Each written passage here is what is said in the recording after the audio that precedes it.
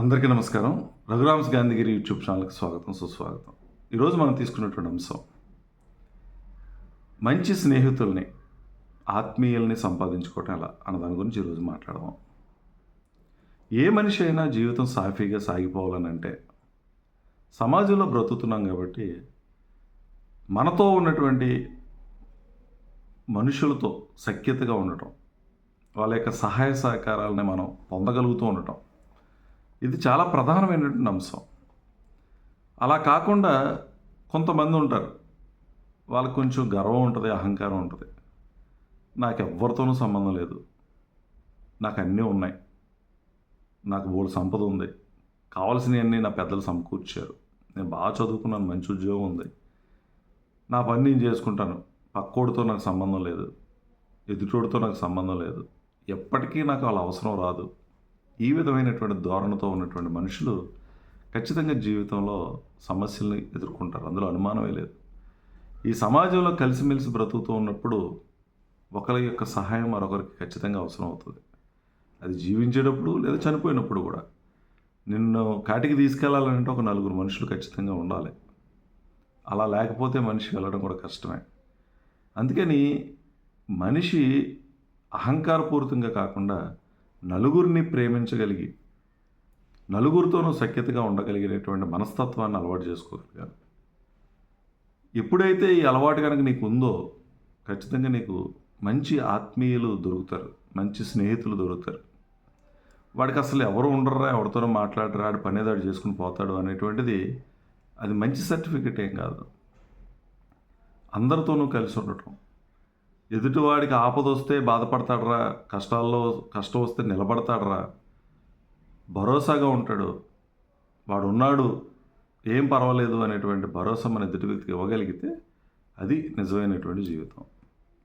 అందుకని మనం చాలామంది చేసేది ఏంటంటే, ఎవరినైనా నమ్మితే మోసం చేస్తారనో, లేదా సహాయాన్ని అర్థిస్తారేమో, ఇబ్బంది పెడతారేమో, మన ప్రైవసీ పోతుందేమో, ఇటువంటి ఉద్దేశాలతో కొంతమందిని దూరం పెట్టే పరిస్థితి కూడా ఉంటుంది. మనుషులు కలిసి జీవిస్తూ ఉన్నప్పుడు కొన్ని సందర్భాల్లో ఇబ్బందులు రావడం అనేది సహజమైనటువంటి విషయం. దాన్ని మనం పెద్ద పట్టించుకోకర్లా. ఆ ఇబ్బందులు తాత్కాలికమైనటువంటి ఇబ్బందులు అవుతాయి. మాట పట్టింపులు రావటం, ఒకరితో ఒకరు వాదన దిగడం, అభిప్రాయ భేదాలతో విభేదించడం, ఇవన్నీ జరుగుతూ ఉంటాయి. ఇవి జరుగుతాయి కదా అని మొత్తం మనుషులతోనే నేను కలవను అని అంటే అసలు నీ ఉనికికే ప్రమాదం వచ్చేటువంటి పరిస్థితి ఉంటుంది. అందుకని ఖచ్చితంగా మనం మంచి స్నేహితుల్ని, ఆత్మీయుల్ని సంపాదించుకోగలగాలి. ఇది సంపాదించుకోవాలని అంటే ఖచ్చితంగా నీ ప్రవర్తన మీద ఆధారపడి ఉంటుంది. నువ్వు ఎదుటి వ్యక్తితో మాట్లాడుతున్న తీరు, నీ మొహంలో ఉన్నటువంటి చిరునవ్వు, ఆత్మీయంగా పలకరిస్తున్నావా లేదా అనేటువంటిది నువ్వు చూసుకోగలగటం, ఇది చాలా ప్రధానమైనటువంటి అంశం.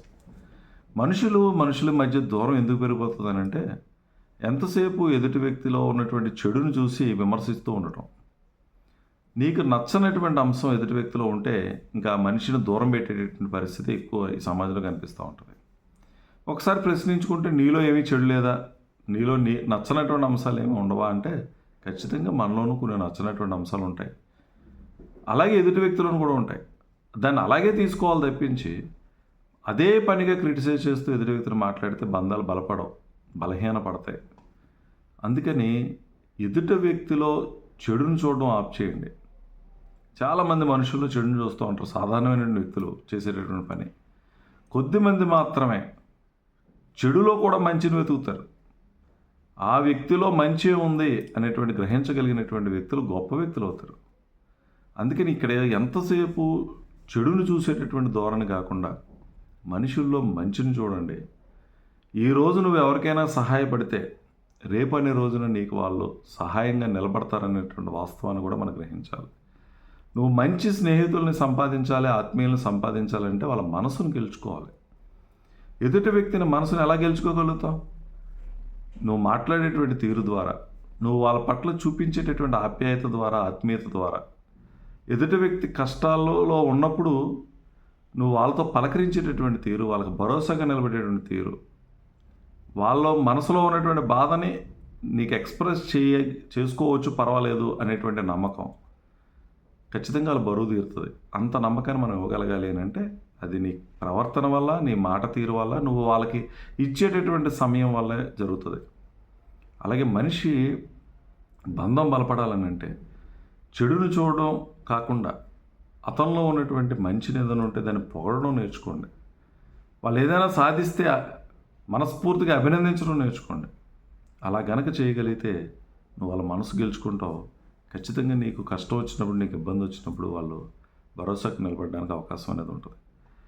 మనిషి జీవితం ఏది శాశ్వతం కాదు. ఈ రోజు ఉన్నటువంటి ఈ పరిస్థితి ఇలాగే ఉంటుందా అంటే గ్యారంటీ లేదు. ఏదైనా జరగచ్చు, మంచిగా జరగచ్చు, చెడుగా జరగచ్చు. ఏది జరిగినా మనకంటూ కొంతమంది ఆత్మీయులు ఉండాలి, మిత్రులు ఉండాలి. నీకు ఆపద వస్తే వచ్చి నిలబడగలిగే వాళ్ళు కావాలి. అటువంటి వాళ్ళని సంపాదించుకోవడం అనేది చాలా ప్రధానమైన అంశం. అందుకని ఎదుటి వ్యక్తుల మంచిని గుర్తించు, దాన్ని అభినందించు. అదే పనిగా విమర్శిస్తే ఎవరు కూడా నీ దగ్గర ఉండడానికి ఇష్టపడరు. అలాగే నీ యొక్క భావోద్వేగాలు, ఏదైతే నీ మనసులో ఉన్నటువంటి భావోద్వేగాలు ఉన్నాయో వాటిని నియంత్రించుకోవటం, మేనేజ్ చేసుకోవడం చాలా ప్రధానమైన అంశం.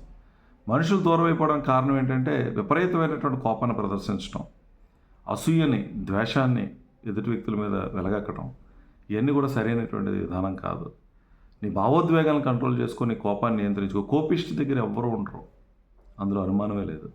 ఎప్పుడూ చిరునవ్వుతో ఉంటూ చక్కగా పలకరిస్తూ ఆత్మీయంగా ఉండగలగడం అనేది నువ్వు అలవాటు చేసుకోగలగాలి.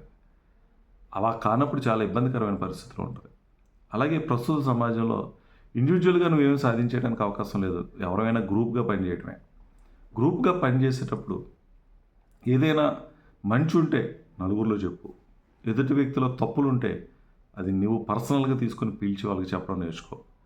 కానీ అదే పనిగా విమర్శించడం, వాళ్ళకి సంబంధించినటువంటి నెగిటివ్ పాయింట్స్ ఏదైతే ఉన్నాయో దాన్ని పదే పదే నలుగురిలో మాట్లాడి అవమానపరచడం, ఇటువంటివి చేస్తే ఏ బంధం కూడా నిలబడదు. అలాగే వన్ వే అనేది సరైనది కాదు. ఎంతసేపు ఎదుటి వ్యక్తి నుంచే నువ్వు అన్నీ ఆశించడం, నీ నుంచి ఏమీ లేకుండా చూడడం అనేది కరెక్ట్ కాదు.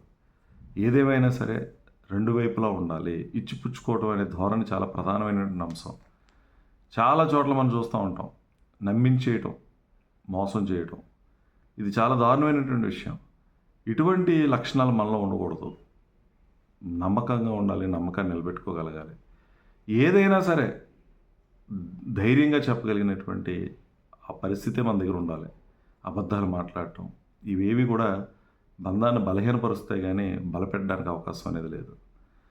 అందుకని మన ప్రవర్తనను ఒకసారి చెక్ చేసుకోండి. నీకు మంచి స్నేహితులు లేరు అని అంటే నువ్వు సమాజంలో మంచిగా ఎదుటి వ్యక్తి దగ్గర లేవు అనేటువంటి విషయాన్ని గమనించగలగాలి. అందుకని నలుగురిని సంపాదించుకో, ఆత్మీయులను సంపాదించుకో. దాన్ని నీ ప్రవర్తన ద్వారానే సాధ్యం అవుతుంది అనేటువంటి వాస్తవాన్ని నువ్వు గ్రహించు. నాకెవ్వరూ అవసరం లేదనేటువంటి ఆలోచన ధోరణి ఉంటే ఈరోజే దాన్ని విడిచిపెట్టాలి. అటువంటిది కరెక్ట్ కాదు. సమాజంలో అందరితోనూ కలిసిమెలిసి ఉండాలి. మంచి చెడు రెండు కలిసి ఉంటాయి. ఎక్కడ కూడా విడిగా మంచి విడిగా చెడు ఉండదు. మనం తీసుకునేటువంటి దాని మీద ఇక్కడ ప్రధానమైన అంశం. నిజంగా స్నేహంలో నిజంగా బాగున్నప్పుడు, ఆ బంధాన్ని నువ్వు నిలబెట్టుకోవాలనుకున్నప్పుడు నీ స్నేహితుడు ఏం మాట్లాడినా దాన్ని తీసుకుంటావు. అదే ఆ బంధాన్ని విచ్ఛిన్నం చేయాలనే ఆలోచన నీలో ఉన్నప్పుడు, ఎదుటి వ్యక్తి మీద అపనమ్మకం ఉన్నప్పుడు నువ్వు దాన్ని వేరేగా తీసుకోవడానికి కూడా అవకాశం అనేది ఉంటుంది. అంటే ఇక్కడ మన ఆలోచన ధోరణి చాలా ప్రధానమైన అంశం. అందుకని నీ ఆలోచన సక్రమంగా ఉండే విధంగా ఎప్పుడూ కూడా నీ కోణంలోనే కాకుండా ఎదుటి వ్యక్తి కోణంలో కూడా ఆలోచించగలిగినటువంటి స్థాయిలో నువ్వు ఉండగలిగితే ఖచ్చితంగా ఏ బంధమైనా బలపడుతుంది, ఏ స్నేహబంధమైనా నిలబడేటువంటి అవకాశం ఉంది కలకాలం. అందుకని స్నేహితులను సంపాదించడం అనేది నీ చేతుల్లోనే ఉందని, నీ మాట తీరులోనే ఉందని, నువ్వు చూపించేటటువంటి దాంట్లోనే ఉందనే విషయాన్ని నువ్వు గమనించు.